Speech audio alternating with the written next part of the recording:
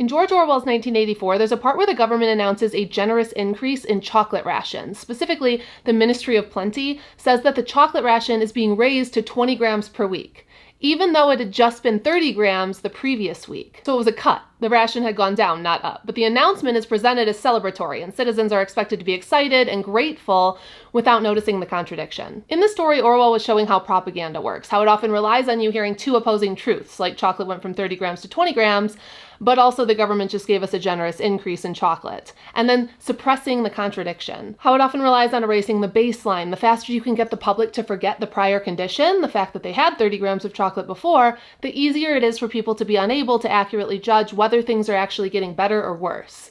And how it often relies on gratitude for the loss. The party doesn't just want people to accept less. They want people to feel grateful for what they are getting. Last week, the Trump administration posted that all 50 states will receive historic funding to strengthen rural healthcare. Dr. Oz, the head of Medicare and Medicaid, went on Fox News and said it was the single greatest rural healthcare investment in U.S. history. What they didn't tell you is that this fund was already in the big beautiful bill, and it was there to partially offset the over $900 billion they cut from Medicaid. Those cuts are expected to lead to millions of people losing coverage, higher premiums for millions more, and hospital and nursing home closures, especially in rural communities that rely on Medicaid funding.